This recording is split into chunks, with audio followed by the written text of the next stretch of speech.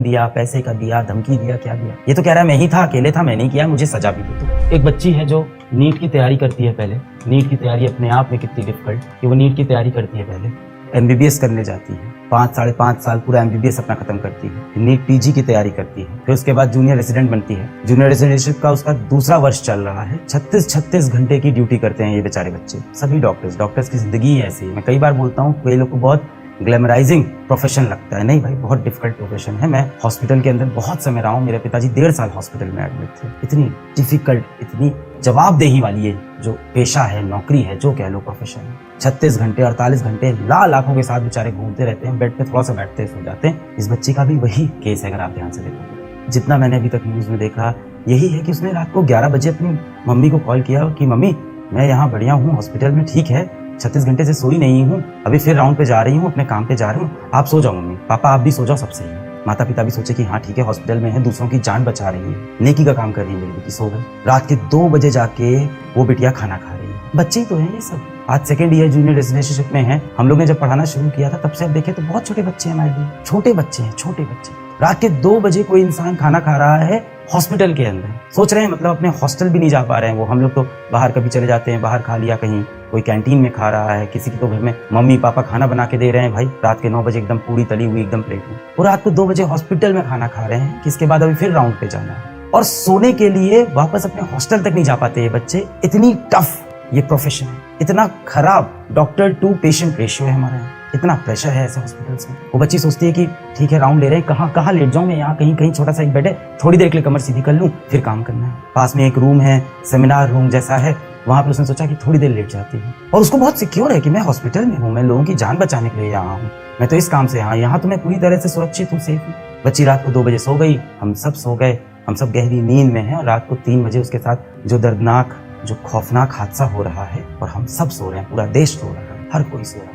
एक तरफ हम बात करते हैं बेटियों को पढ़ाओ, बेटियों को आगे बढ़ाओ, विमेन एम्पावरमेंट, लड़कियों को नौकरी में होना चाहिए, लड़कियों को डॉक्टर बनना है, इंजीनियर बनना है, बिजनेस टाइकून बनना है, और एक तरफ एक बच्ची इतने स्ट्रगल के बाद 7-8 साल का ये पूरा स्ट्रगल हो जाता है, 11th क्लास से जोड़ो तो ये 10 साल का पूरा स्ट्रगल, इसके बाद वो एक जॉब पे जाती है जहाँ 36 घंटे की नौकरी है, जहाँ आप खाना खाने के लिए घर नहीं जा सकते, जहाँ आपको सोना है तो वहीं आसपास कहीं बिस्तर है, कहीं एक चेयर लगी है, उस पर बैठ के ऐसे सो रहा है बेचारा। उस हालत में उस बच्चे के साथ ऐसा कुछ होता है। इतना बड़ा देश है, ऐसी घटनाएं होती हैं, पूरी तरह से कभी नहीं रुकेगी। प्रैक्टिकल बात यह है क्योंकि इंसान जो है उसके अंदर एक शैतानी दिमाग है, कुछ इंसान दरिंदा होता है, मानता हूं मैं, ये प्रैक्टिकल वर्ल्ड है, इसको रुकने में शायद बहुत सदियां लग जाएं और शायद कभी भी ये पूरी तरह से खत्म ना हो। पर इसको कम करने का तरीका है कि जब भी ऐसी घटना हो उसमें तुरंत एक कठोर एक्शन तो लें, हम एक क्लियर मैसेज तो दें कि इस देश में ऐसे रेपिस्ट की कोई जगह है ही नहीं, एक ही सजा है, फांसी, इंस्टेंट, समय नहीं। कहाँ है भाई, पकड़ा मुजरिमों को, पकड़ा और लगा दिया फांसी। बाप कहोगे से जल्दी पता कहाँ चलता है भाई साहब, जब कोई ऐसा मुद्दा आता है ना, जब सरकार के खुद के काम होते हैं, मिनिस्टर्स खुद काम होते हैं, तुरंत फैसले आते हैं, तब तुरंत बिल पास हो जाता है संसद में, तुरंत एक्शन हो जाता है। बाप कहोगे सर एक लड़की के साथ ऐसा हुआ है, ठीक है, बाकी तो सब लोग सेफ हैं। बेटा यही तो एग्जाम्पल सेट करता है। आज इस तरह के माइंडसेट वाले जितने क्रिमिनल होंगे, गंदी दिमाग वाले जो नाली के कीड़े जैसे लोग होते हैं, पार्डन माय लैंग्वेज, पर यही इनके लिए भाषा है, और गंदी गालियां हो तो हो। आज उनको तो लग रहा होगा यार कुछ होता भी नहीं है, सब सेटल हो जाता है। जो उनकी फोटोज आई हैं, जो मीडिया में रिपोर्ट आए हैं, आंख में उनका चश्मा धंसा हुआ है, सर को दीवार से घिसा गया है, पैर ऐसे 90 डिग्री पे पैर खुले हुए हैं इंसान के, क्या जानवर वाला सलूक हुआ है। और इसके बाद, ये सब होने के बाद, सुबह सुबह उनके माता पिता को हॉस्पिटल से कॉल जाता है कि आपकी बेटी की तबीयत बहुत खराब है, आप हॉस्पिटल आ जाएं। क्योंकि अभी हॉस्पिटल का जो प्रशासन है उसको भी नहीं समझ में आ रहा है कि ये बात हम कैसे बताएं, कितनी बदनामी हो जाएगी, ना जाने कौन लोग इसमें इन्वॉल्व होंगे, उनका नाम आ जाएगा, पता नहीं अंदर क्या है, कितना घोटाला है, कितनी गड़बड़ी है इसके अंदर, किसी को नहीं पता। माता पिता सुबह 7 बजे उठ रहे हैं, रात को 11 बजे बेटिया ने फोन करके कहा था कि पापा सो जाओ, मैं हॉस्पिटल में हूँ, जान बचा रही हूँ, लोगों की नेकी का काम कर रही हूँ। सुबह 7 बजे पिताजी माताजी उठते हैं, आपकी बेटी की तबीयत बहुत खराब है, जल्दी से हॉस्पिटल आ जाइए। इसके बाद वो जब दूसरी बार कॉल करते हैं तो उनको पता है क्या बोला कि आपकी बेटी ने आत्महत्या कर ली, सुसाइड कर ली। ये दिखा रहे हैं कि लड़की का कहीं ना कहीं मानसिक संतुलन सही नहीं, डिप्रेशन में थी। आज तो पोस्टमार्टम रिपोर्ट आ गई है, पूरा साफ है कि इसके अंदर रेप हो रखा है बच्ची का। पर पहले क्या एकदम मामले को दबा दो, क्या है, कुछ नहीं है, सुसाइड हुआ है, डिप्रेशन में थी। हाँ ठीक है, वर्कलोड ज्यादा है, डिप्रेशन में थी। माता पिता जब हॉस्पिटल पहुंचते हैं तो उन्हें हॉस्पिटल के अंदर जाने ही नहीं दिया जाता। घंटा, 2 घंटा, 3 घंटा, 4 घंटा वो हॉस्पिटल के बाहर खड़े हैं, अपनी बेटी को नहीं देख पा रहे, अपनी मृत्यु बेटी को नहीं देख पा रहे, उसकी शक्ल नहीं देखने दे रहे। क्या हो रहा था अंदर इसमें?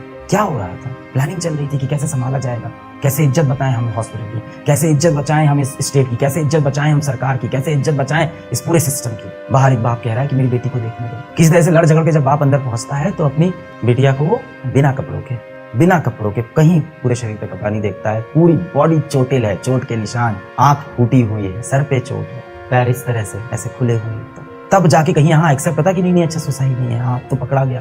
देखिए मैं प्रैक्टिकल हूँ, ये चीजें हर देश में है, होता है, दरिंदे लोग हैं, पर ऐसी घटना होने के बाद तुरंत एक्शन लेना पड़ेगा, एक एग्जाम्पल सेट करना पड़ेगा, एक उदाहरण देना पड़ेगा कि इस देश में ऐसे लोग की जगह नहीं है। ऐसे क्या इसके आसपास सोचने वालों की, लड़कियों को उनके बिना इजाजत के हाथ लगाने वालों की भी इस देश में जगह नहीं है। हम लोग अपने कंपनी में जब काम करते हैं, कोई भी चोरी की घटना आ गई, कोई भी करप्शन की घटना आ गई, वो चाहे 500 रुपए की हो, 5 लाख की हो, मैं तुरंत बोलता हूँ स्ट्रिक्ट एक्शन लो, ताकि बाकी सब इस बात से डर जाए।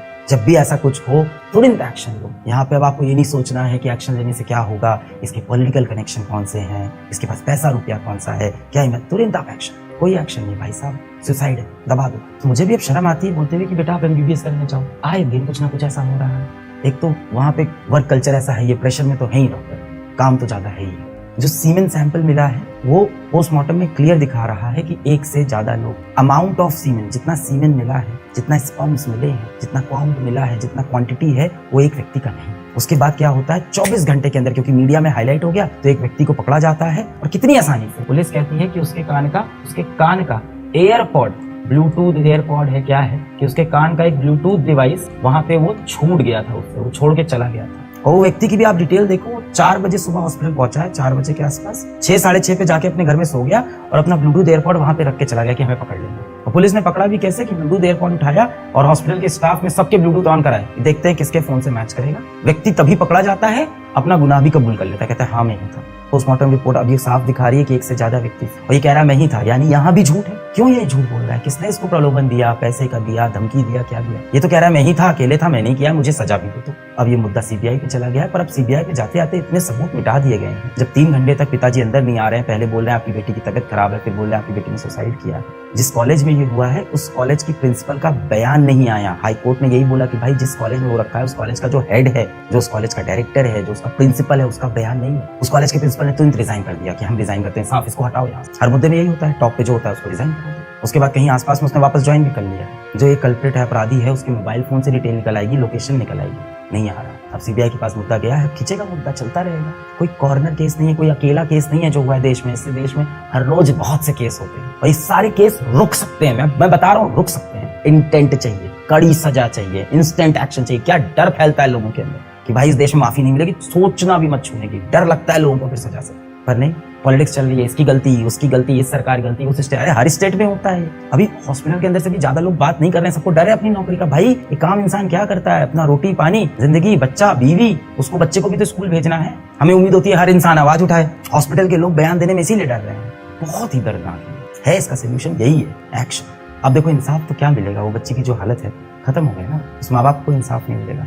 अब जो मिनिमम हो सकता है वो यही हो सकता है कि तुरंत कड़ी सजा हो, पकड़े जाएं लोग। अगर ये गैंग रेप है तो बाकी लोग पकड़े जाएं। कोई भी मेन स्ट्रीम मीडिया इसको काफी समय तक हाईलाइट नहीं किया, काफी समय बाद मेन स्ट्रीम मीडिया पे चीजें आई। डॉक्टर्स प्रोटेस्ट कर रहे हैं, इससे भी एक अलग नुकसान है। अब पेशेंट बेचारा हॉस्पिटल में लेटा हुआ है, बिना प्रोटेस्ट करे काम करते रहे, कल दूसरी लड़की के साथ, कल तीसरी लड़की के साथ, चौथी लड़की के साथ। इसलिए लड़कियां काम करना छोड़ दें हॉस्पिटल के अंदर। हो गया बंटाधार, पहुंच गया वापस 7 साल 100 साल पहले। हम फिर से सती प्रथा शुरू कर देते हैं, दबा दो लड़कियों को। यही है ना। आप सोच के देखो, आपके घर में आपकी बहन होगी, आपकी कोई दोस्त होगी, आपकी बीवी होगी, आपकी बच्ची हो सकती है, आपकी बहनें हो सकती है, दोस्त हो सकते हैं। सोच के देखो, आप रात को सो गए, सुबह उठते ही सब खत्म जीवन से। रात को 11 बजे उस बहन ने आपको कॉल किया, बोला कि सब सही है भाई, मैं एकदम ठीक हूँ, मैं काम कर रही हूँ, और आप सो गए 12 बजे। सुबह 7 बजे जब आप उठते हो, आप it's over. And it's not like कि एक नेचुरल डेथ है, एक मर्डर है, एक रेप है। वो जो चला होगा पूरा 1.5-2 घंटे पूरा एपिसोड, उसमें क्या वो सफर कर रही होगी, वो पेन वहां से बाहर नहीं पाया। किसी के साथ भी हो सकता है, हम में से किसी के साथ किसी भी दिन